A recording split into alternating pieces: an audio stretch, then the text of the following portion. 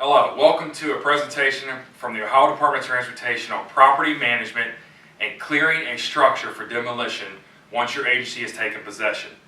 First thing you want to do once you take possession is inspect the form or the process email how you took possession of a property. This form is very important. It's going to tell you some very important information for your safety and also to make this process smoother. You want to first look at the possession date and the move date. You want to ensure that you showed up after those dates, that you do have possession, that all the tenants have left. Next, you want to look for the specific address or the unit or apartment number. You do not want to be trying to access a property that you don't have possession of for safety reasons. You want to make sure you're at the right address. I've had to deal with this in the field where I wasn't at the right address, and I called the agent who had done the form and verified and got to the right address. So, you want to look for the address, you want to make sure you're there at the right date, that you do have possession. Next, you're looking for overall condition. They might put on there that this property is unsafe and that people haven't gone in this property in a year, that they don't think they can access it. And then look if you have any keys. If they gave you keys, what they have keys to, what you can actually access, the overall condition. Once you've verified and you kind of know what kind of property you have, that there's no major red flags in this form, then you want to look at what type of utilities you have. This is the most important part of clearing a structure for demolition. Do you have gas, electric, and water at this location? Because those are the utilities you have to clear to get a property clear for demo. So, once from this form you determine what kind of property you have, you've looked at any notes and with possession, you know you're at the right property. Then you want to be aware, you want to go to the property, you want to look and you want to inspect the property and look for hazards. You want to be aware of any hazards. And these hazards can be structure hazards, gas leaks, exposed electric, water leaks. Some examples, I've came up on a property and the entire part of the garage had been gutted and it didn't look safe. So I'm not going to go and hang one of these signs, nail one of these signs on this garage because it looks unsafe. Sure enough, that garage fell down 2 weeks later.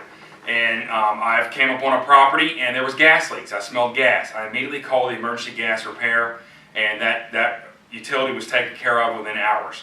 I've entered a property and I heard running water. I'm always listening. And the second floor pipes had been removed and there was inches of water on the top floor. It was seeping down. I heard that. I did not enter. It's unsafe. Sure enough, the floor of that house did collapse. So, you want to assess the property for any hazards. You want to look out for these. Nothing's worth your safety of clearing a property. Always make sure it's safe. Once you determine a property is safe, you want to post a sign on it. One of these warning signs, no trespassing signs. ODOT posts these signs based on law and procedure. Once you've posted a sign, we have a property management tracking file that I've documented everything I've seen, heard, and done at that property. I also take a picture of this warning sign, this no trespassing sign, and I take a picture of that, where I posted it in the property, and I put that in our file. That will tell somebody you were at that property, you did inspect it, you did verify all this, and we did hang the trespassing sign how we were supposed to do. After you've cleared the property of any hazards and posted the no trespassing sign, next you want to locate the meters. If you know you have gas, electric, and water, these meters could be on the outside, they could be in the basement, they could be anywhere. They could be behind a fence, and we'll talk about what you can do if you can't access those meters. But you want to locate the meters. Once you know where they're at, you want to ensure access to the meters. So once you know, if you have keys, you might be able to just go in the front door and back door. A lot of times the keys don't work. Somebody has broken into them. You don't get all the keys. Then you might have to use some of our tools here. I've had to cut bolts off fences for gas meters. I've had to access the door by breaking into the door. I don't suggest doing the front doors. I've learned this by experience. Back doors of the property, and don't be as obvious as possible, right? You want to maintain. You don't want to have blight for the neighborhood and do anything in the front. But you want to ensure that your utility companies can access these meters. Once you've located them, you ensure access. Then you contact the utility companies. You give them specific information on how to access these meters. If it is not easy, they will not access and get them. So you want your meters removed. You also want to request that they abandon the service. This is very important. Just removing a meter does not make it demolition ready.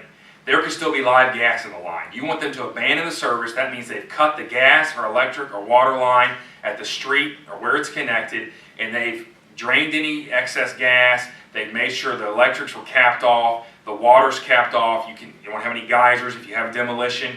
You want to ensure that the utilities are abandoned and the meters removed. After this, when you contact the utilities, you request abandon and removal, you just want to monitor it. You want to monitor the property. The utilities, it's a very broad window. They cannot meet you at a property at 1 p.m. on a certain day. They give you a 4 to 6 hour window. They might give you a 3-day window. You monitor the property. When they tell you they're going to remove it, you go out, you inspect it, and you want to look for how your utility clears their properties. In Southwest Ohio, the gas company puts a neon green sign that says they've cleared the gas, they've abandoned the gas. They put a red sign that says we've abandoned the electric. The water companies paint abandoned on the street or on the sidewalk. And then you'll see digging in the yard. If you don't see signs of digging, if you don't think anything's been abandoned, you double check. You want to make 100% sure these utilities are removed. Double check, recheck, it's never going to hurt anything. I take pictures of that, I put them in the file. Once you've confirmed the property's clear of utilities, it's abandoned, then you want to re-secure the property. You say, well, you only got into a back door. Well, by this time, 2, 4, 6 weeks, months, somebody's probably broken into the property. There might be broken windows, there might be pipes removed, there could be more structure removed. You want to re-secure the property, you want to inspect for new hazards. That might be boarding or using fence. We boarded up properties, we put fence around properties, and make sure there's no new hazards. Always safety first. Make sure there's no new hazards. Always be listening, always be watching. I came upon a property where people were in the process of stealing. I obviously did not go to that and call the cops. So, once you've got it cleared, once you've got it resecured, and you're 100% sure all the gas, water, and electric is abandoned, then you can notify your agency that it is clear for demolition. Thank you for watching.